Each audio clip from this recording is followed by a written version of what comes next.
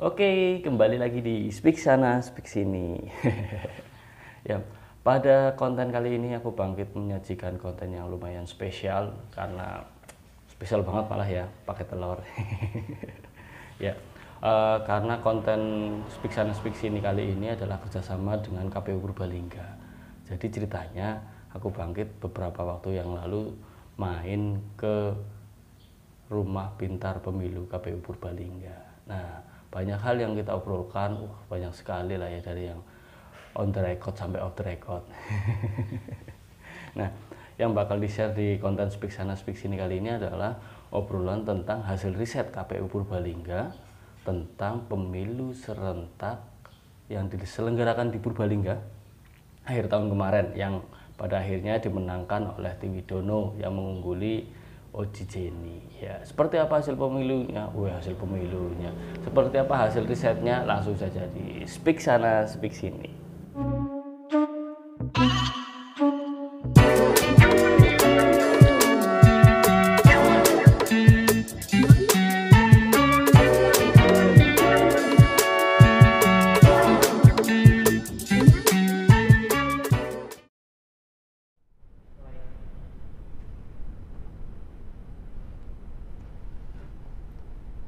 Ya, selamat datang di rumah pintar pemilu Kabupaten KPU Purbalingga. Hari ini pada momen ini kita bakal mengulas lebih dalam tentang hasil riset terbaru dari KPU Purbalingga mengenai faktor-faktor yang mempengaruhi tingginya partisipasi pemilih dalam pemilihan Bupati dan Wakil Bupati Purbalingga tahun 2020 di tengah pandemi. Ya, kita bakal mengulas sesuatu yang sangat serius, kesannya sangat keren sekali, tapi ini sangat penting buat kita bersama biar kita bisa menganalisa sebenarnya kondisi para pemilih dan kemudian Kabupaten Purbalingga di masa mendatang itu seperti apa. Ya, nah, rumah pintar pemilu kali ini kita bakal ngobrol dengan Pak Andri Supriyanto, Divisi Sosdiklik Farmas dan SDM KPU Purbalingga. Selamat siang, Pak. Selamat siang, Mas. Sehat, Mas? Alhamdulillah sehat, Pak. Iya. Ya, Pak, kita sudah melakukan riset dan kajian ini di bulan April ya, lebih tepatnya tanggal 15 sampai tanggal 27 April 2021. Dengan melibatkan banyak sekali responden di 18 kecamatan dan 239 desa gitu. Ya. Dan kemudian dilakukan secara acak dan online. Sebenarnya ini riset semacam apa, Pak? Sampai KPU harus meluangkan waktu yang cukup serius untuk menganalisa ini sebenarnya. Iya, baik Mas Bangkit. Ini serius tapi santai saja. Ya. Ya, jadi seperti kita ketahui, Mas, di tengah pandemi COVID-19 pada pemilu pilkada ya, maksud saya pilkada 2020 kemarin yang diselenggarakan 9 Desember 2020 di Purbalingga itu kan di tengah-tengah pandemi COVID-19. Ya, betul. Banyak para ahli, para pihak dan tokoh masyarakat, bahkan ada yang mempunyai pendapat untuk dihentikan. Oh iya, sempat itu ya bergulir. Iya kan? Mundur saja, masih mundur tengah saja pandemi, di ya. tengah pandemi.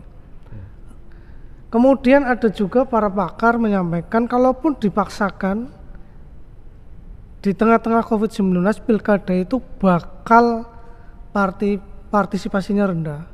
Itu prediksi-prediksi itu ada. Namun nyatanya di Kabupaten Purbalingga hasilnya menurut kami adalah anomali. Sebaliknya gitu ya. Jadi partisipasi 2015 kalau dibandingkan 2020 itu sangat signifikan kenaikannya. Seperti apa, Pak, perbandingan partisipasinya kita?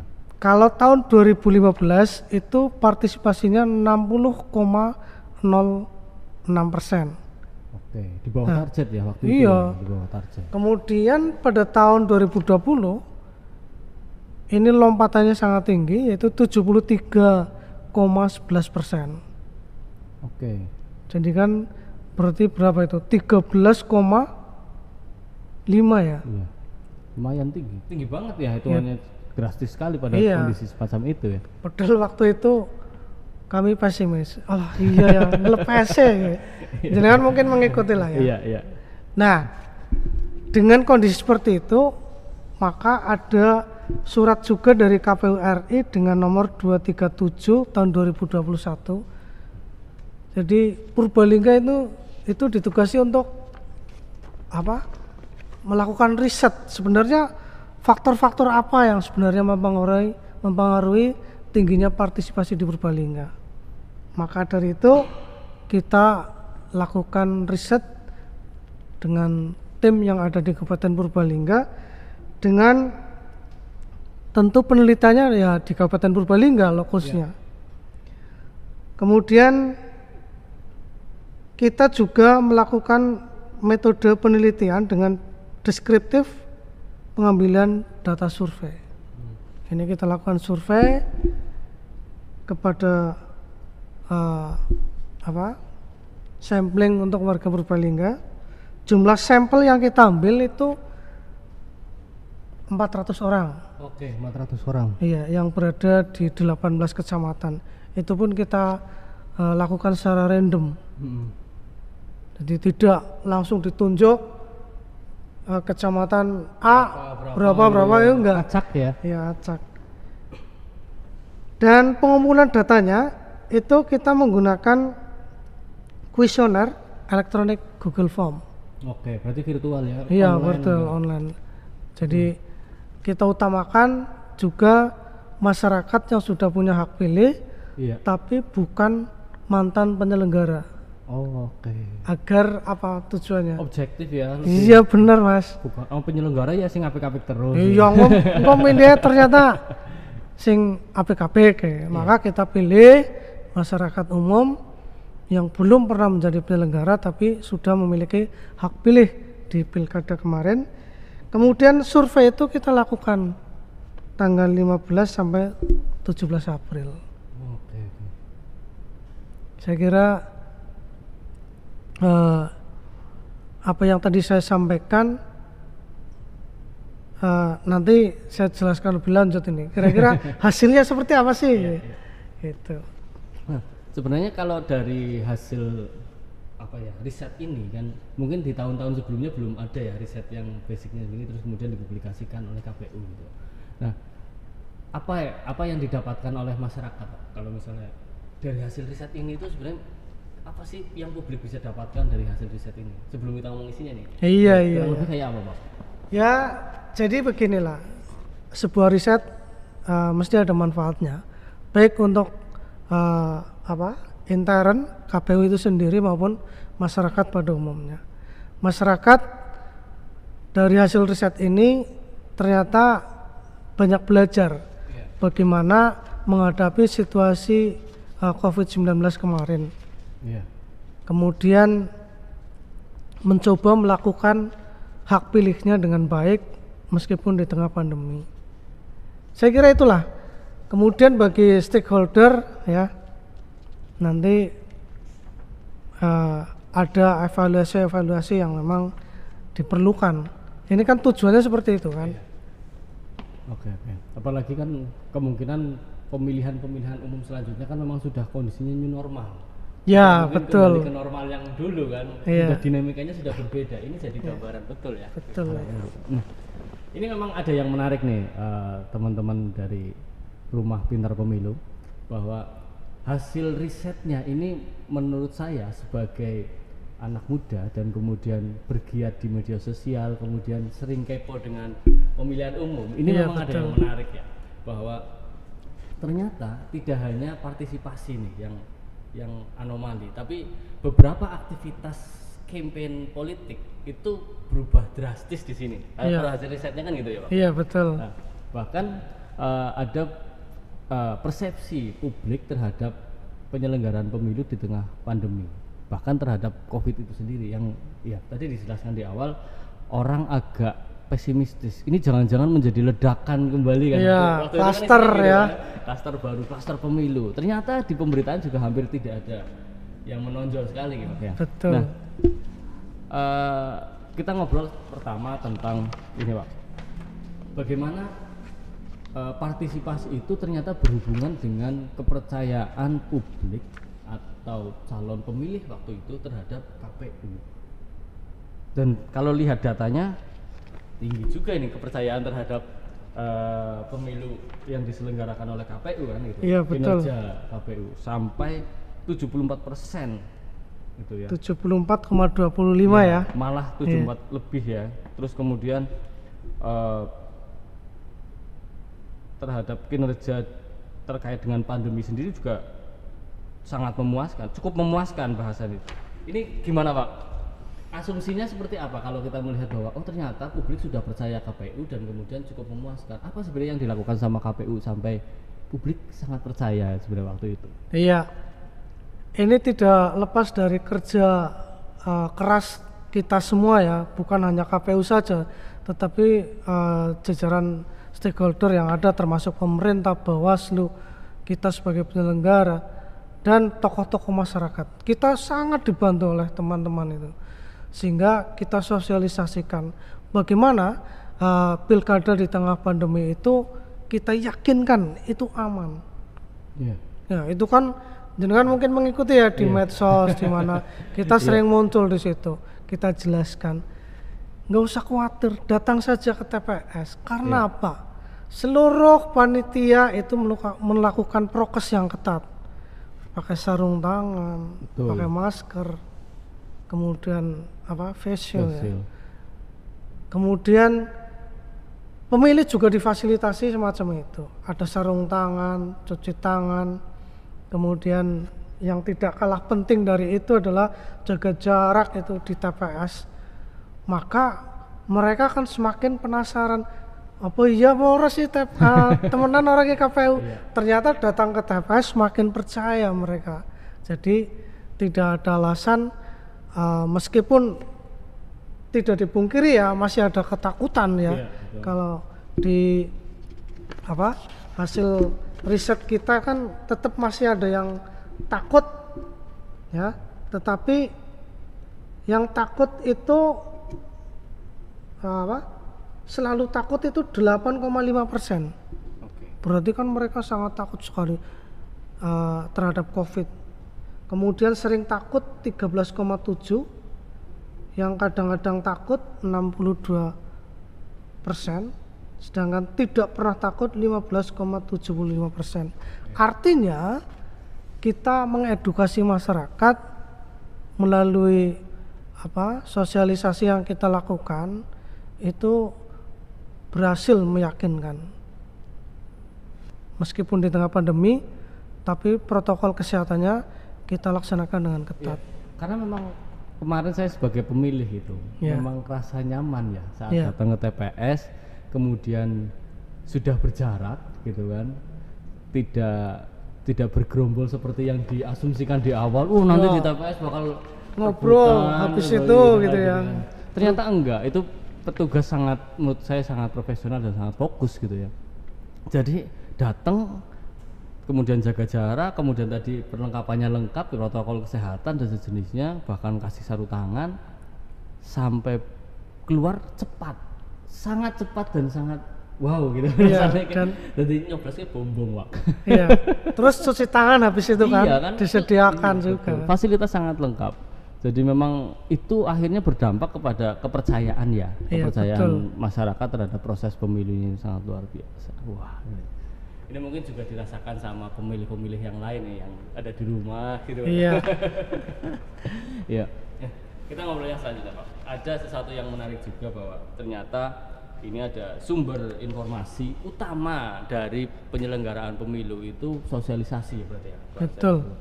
Itu ternyata lumayan menarik nih, agak kalau menurut saya ini kok bisa ya, karena pertama ya kalau KPU sudah jelas dan seperangkat penyelenggaranya itu sebagai sumber utama jelas gitu ya pasti, tapi yang menarik adalah ternyata spanduk itu lumayan tinggi nih spanduk baliho, berarti material luar ruang gitu ya. Iya betul. Di beberapa perempatan dan sejenisnya ngefek sekali gitu.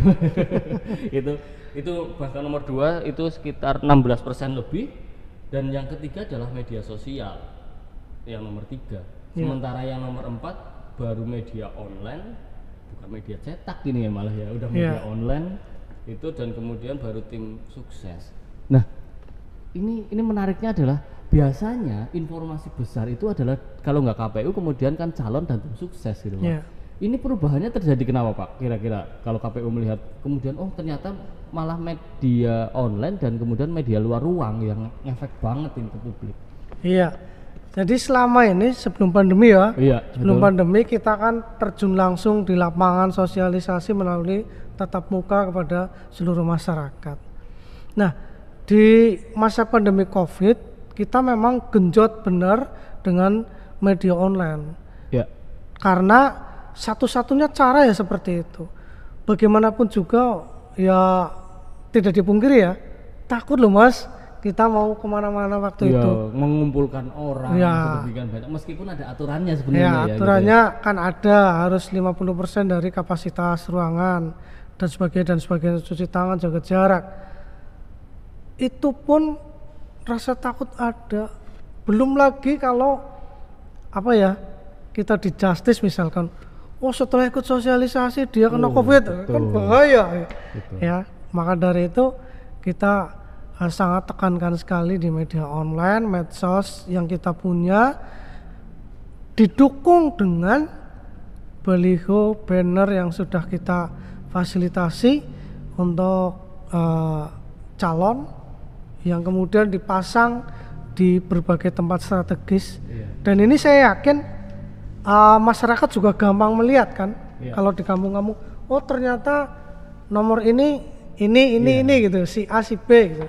Ini juga membantu ini. Betul, jadi ada visi misinya di situ jelas. Informasinya jadi cukup meyakinkan untuk masyarakat gitu ya. Betul. Oke.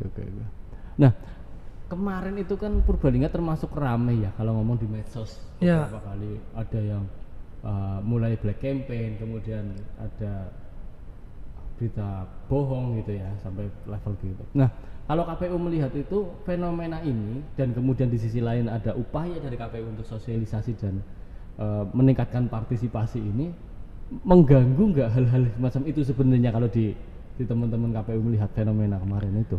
Ya, black campaign sebenarnya idealnya ya, kita bicara ideal itu nggak perlu, tapi saya yakin dimanapun dan sepanjang sejarah mungkin tetap ada ya. Susah ya itu. Iya, susah.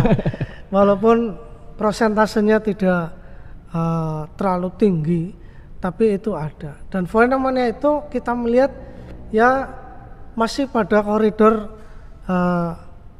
regulasi yang ada lah, dan itu bisa kita luruskan dengan berbagai pihak sehingga tidak melebar pada sebuah perpecahan itu di pembelahan di masyarakat. Itu juga tidak sangat signifikan lah. Tetap pengaruhnya ada waktu itu, cuman setelah itu normal kembali. Dan saat ini kita juga merasakan kan, sebenarnya pilkada kemarin ternyata Purbalingga tentrem ayem saja gitu. Betul. Kan. Itu yang ini sangat luar menyenangkan biasa, itu, sangat menyenangkan. Enggak, awalnya kan yang biasa mengakses Facebook misalnya itu kan ramai di Facebook kita ya. Wah, kayaknya pilkada ke isinya pertarungan di medsos, istilah buzzer kan keluar, sejenis kan ramai gitu kan. Ternyata adem ayem juga, selesai penyelenggaraan juga kondusif kita ya ternyata gitu ya. Dan jenam memperhatikan nggak waktu penetapan di medsos itu juga kedua belah pihak datang loh. Iya, datang dan saling memberikan karena saya tahu sendiri ya, beramah-tamah di sini, memberikan ucapan selamat, saling maaf-maafan. Ini adalah pendidikan politik yang luar biasa di Purbalingga ini. Betul. Berarti kita sudah mulai mendekat ke dewasaan politiknya. Nah, itu dia yang itu penting nih ya. Penting.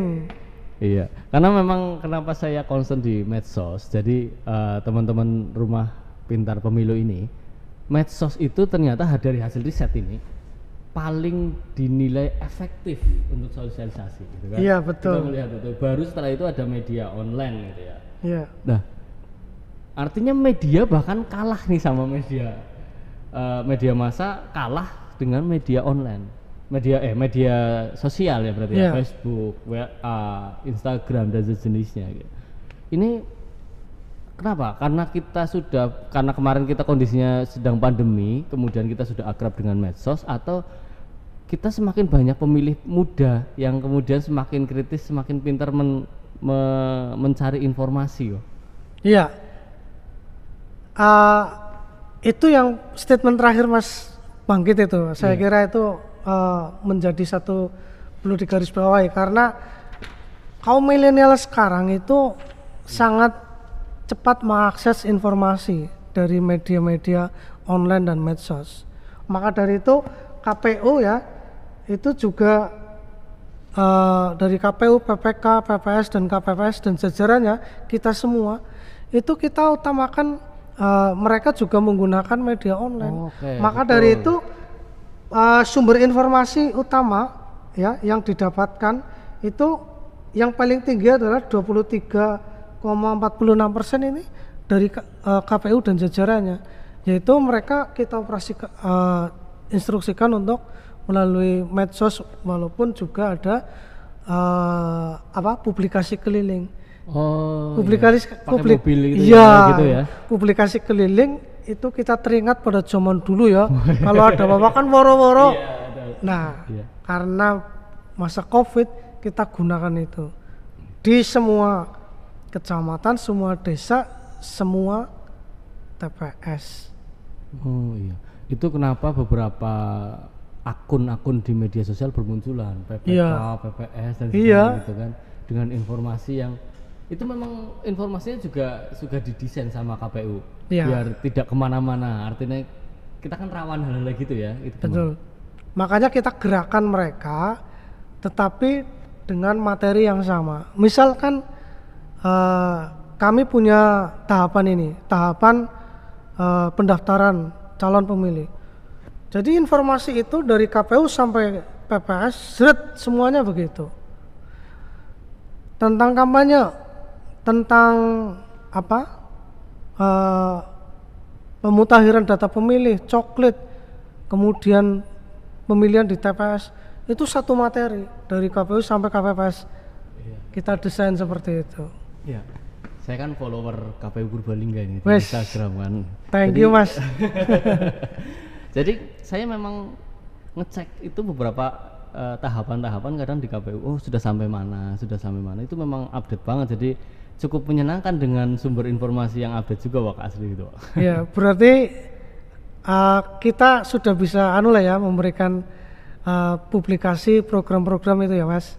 Iya. Menurut jenengan itu loh. Ya update kan sangat luar biasa Pak. Itu pasti sangat bermanfaat. Tapi ini mungkin di teman-teman juga ya rumah pintar pemilu ini, di teman-teman RFPP, bahwa saya waktu itu nonton debat itu via Instagram waktu itu. Wah, itu ada beberapa akun kan juga yang mempublikasikan itu.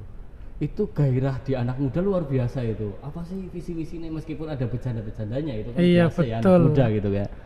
Itu menurut saya ini antusiasme anak muda luar biasa. Berarti mereka mengikuti politik, ternyata mengikuti pilkada nih, ternyata mereka juga antusias. Itu memang sedemikian besar itu antusiasme yang pemilih pemula atau pemilih muda itu. Ya. Jadi memang pemilih pemula kaum milenial ini kan kalau di medsos segmennya masuk di kategori di IG ya. Maka kita berpikir dan kita ambil peluang itu, kita siapkan akun-akun IG KPU untuk melakukan live di debat waktu itu. Betul. Jadi teman-teman juga ada yang komen ini itu ya dengan segala kekurangan dan kelebihannya KPU lah ya. Ya mohon maaf, kita juga sedang adaptasi kan gitu. Iya, adaptasi perubahan ini kan. Dari normal menjadi new normal itu kan kita banyak belajar itu. Dari perlengkapan yang terbatas dan sebagainya itu. Ya, terima kasihlah kepada teman-teman dan masyarakat pemilih Purbalingga yang sudah antusias mengikuti kami, termasuk jenengan itu. Oh iya, saya pantau terus itu kan. Nah, ini salah satu temuan yang menarik juga nih dari riset KPU ya, KPU Purbalingga, bahwa ternyata ini ada 3 hal yang memicu menjadi faktor utama kenapa publik di Purbalingga kemarin, calon pemilih, ini istilahnya calon pemilih itu memutuskan untuk nyoblos di pemilihan bupati dan wakil bupati Purbalingga. Ternyata ada 3. Pertama adalah kesadaran. Iya, betul. Ini luar biasa karena persepsi kita bahwa wong ya milih anggaran duitnya ya. Iya, Ngomong duit lah, amplop dan sejenisnya. Tapi ternyata tidak. Dari riset ini 34,3% adalah kesadaran. Bahasanya di sini hati nurani. Ini kesadaran. Pokoknya pilih siapa karena saya sadar kepengen milih itu kan. Iya. Nah, pertimbangannya ternyata ada visi misi. Yang kedua adalah faktornya adalah visi misi. Ini lumayan visi besar. misi program kerja ya. Visi misi dan program kerja itu, dari calon. betul. Itu 24% lebih nih, 24,25%. Sementara yang ketiga adalah percaya terhadap kinerja Prokes, KPU. iya. Dalam menyiapkan prokes, jadi sudah sadar akan memilih, sudah paham visi misi dan programnya, ditambah lagi percaya dengan protokol kesehatan yang disiapkan oleh penyelenggara. Apa yang menarik sebenarnya kalau dari KPU sebagai melihat, loh kok bisa seperti ini? Kalau kita ngomongin menerima imbalan ini cuma 0,26%. Ini sangat kecil loh, Sangat Pak. kecil. Sangat kecil Iya. loh. Ya. Jadi hasil riset ini memang ada 3 faktor yang sangat mempengaruhi Dominan, ya. dominan ini. Yang pertama itu kan apa tadi? Karena kesadaran ya. Jadi apapun yang terjadi, masyarakat itu meskipun di tengah pandemi COVID-19 bahaya termasuknya kan, tetapi mereka dengan kesadaran penuh, dengan sesuai dengan hati nurani mereka itu datang ke TPS. Artinya mereka memilih seorang pemimpin bukan lagi suatu hal yang dengan iming-iming, tapi menjadi satu hak dan kewajiban dari masyarakat itu sendiri. Ini Sebagai warga negara aku kudu nyengkuyung. nah kayak gue. Caranya ya pemilih Purbalingga wis cerdas saya kira. Betul. Iya, main Pak asli itu, Bang. Iya, karena 34,3 ya persen ini tinggi lah. Dan saya kaget juga. Bayangan saya pemilih di Purbalingga kenapa naik?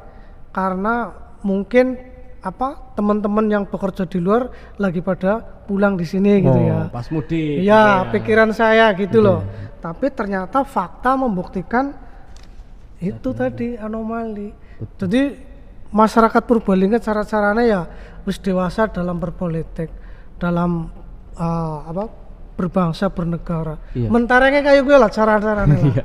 Ya itu sangat patut diapresiasi. Misalnya gini, tahun kemarin Desember itu kan wong lagi mumet-mumet yang golek duit. Iya. Iya kan. Kena pandemi berdampak sosial ekonomi. Iya. Sing jadinya pokoknya diamplopi bali mesti mangkat gitu. Lagi ora loh waktu ini kan bukan mungkin masyarakat tidak butuh duit ya, orang mungkin gitu ya. Iya. Tapi tingkat kesadarannya ini sangat perlu diapresiasi, Iya. tidak cuma oleh KPU saya pikir, Iya. tapi oleh semua orang yang terlibat di pilkada kemarin, Pak. Luar biasa ini. Iya. Ditambah lagi kepercayaan masyarakat pemilih itu kepada ini untuk visi misi dan program kerja calon.